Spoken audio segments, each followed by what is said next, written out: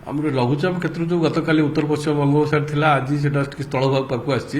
ମାନେ ଗାଙ୍ଗେଟିକ ୱେଷ୍ଟ ବେଙ୍ଗଲ କିଛି ପୋର୍ସନ ସମୁଦ୍ରରେ ରହୁଛି କିନ୍ତୁ ଅଧିକ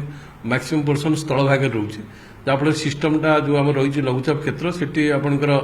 ପଶ୍ଚିମ ଉତ୍ତର ପଶ୍ଚିମ ଦିଗକୁ ଗତି କରୁଛି ଯଦିଓ ଓଡ଼ିଶା ଆଡ଼କୁ ପବନ ପଶ୍ଚିମ ଦିଗରୁ ଆସୁଛି କିନ୍ତୁ ଓଡ଼ିଶା ଆଡ଼କୁ ଯୋଉ ପବନଟା ତାର ସ୍ପିଡ୍ ଅଧିକ ରହୁଛି କିନ୍ତୁ ଉତ୍ତର ପଟୁ ଯୋଉ ପବନ ଆସୁଛି ଥ୍ରୁ କାଲକାଟା ତାର ସ୍ପିଡ୍ କମ୍ ରହିଛି କାରଣ ସେ ତା ଫଳରେ କି ଯାହା ଆପଣଙ୍କର ବର୍ଷା ମୟୂରଭଞ୍ଜ କେଉଁଝର ବା ତାକପାଖ ଏରିଆରେ ହେଇଥିଲା ତା ଗତକାଲି ଦିନରେ ଥିଲା ଆଉ ରାତିରେ ଥିଲା ଆଜି ସିଷ୍ଟମ ତଳଭାଗକୁ ଟିକେ ଡିଷ୍ଟାନ୍ସରେ ବର୍ଷା ହେବ ତାହେଲେ ପଶ୍ଚିମ ଓଡ଼ିଶା ପକେଟରେ ଅଧିକ ବର୍ଷାର ସମ୍ଭାବନା ରହୁଛି ଏବଂ ପଶ୍ଚିମ ଝାଡ଼ଖଣ୍ଡ ଆଉ ନର୍ଥ ଉତ୍ତରପ୍ରଦେଶ ନର୍ଥ ଛତିଶଗଡ଼ ସେହି ପକେଟରେ ବର୍ଷାର ପରିମାଣ ଅଧିକ ରହିବ ଆମର ପଶ୍ଚିମ ଓଡ଼ିଶାର ଯେଉଁ ଜିଲ୍ଲାଗୁଡ଼ିକ ରହୁଛି ଆପଣଙ୍କର ଦେବଗଡ଼ ଅନୁଗୁଳ ସୁନ୍ଦରଗଡ଼ ସମ୍ବଲପୁର ଝାରସୁଗୁଡ଼ା ବରଗଡ଼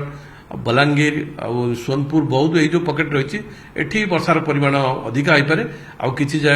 ଜାଗାରେ ମଧ୍ୟ ହେଭି ରେନଫଲ୍ ହୋଇପାରେ ଗୋଟେ ଦୁଇ ଜାଗାରେ heavy to very heavy rainfall ହେବାର ବି ସମ୍ଭାବନା ରହୁଛି କିନ୍ତୁ ବର୍ଷାର ପରିମାଣ ଯାହା ରହିବ ଆଜି ଆଉ ରାତିରେ ଅଧିକା ରହିବ କାଲି ଫୋରନୁନରେ ବର୍ଷାର ପରିମାଣ କିଛି ଜାଗାରେ ରହିପାରେ କିନ୍ତୁ ଆଫ୍ଟରନୁନ୍ କାଲି 1 ତାରିଖ ଆଫ୍ଟରନୁନ୍କୁ ବର୍ଷାର ପରିମାଣ ସିଫ୍ଟ ହୋଇଯିବ ସେଣ୍ଟ୍ରାଲ ଇଣ୍ଡିଆ ଆଡ଼କୁ ଧୀରେ ଧୀରେ ଛତିଶଗଡ଼ ମଧ୍ୟପ୍ରଦେଶ ଆଡ଼କୁ ବର୍ଷାର ପରିମାଣ ସିଫ୍ଟ ହୋଇଯିବ ଓଡ଼ିଶାରେ ବର୍ଷା ରହିଲେ ବି ଅଳ୍ପରୁ ମଧ୍ୟମ ଧରଣର ବର୍ଷା ରହିବ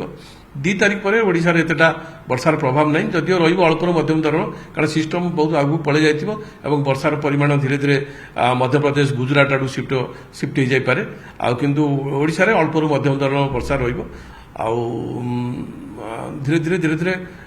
4-5 ତାରିଖ ପରେ ଯାଇ ପାଗରେ ସୁଧାର ଆସିବ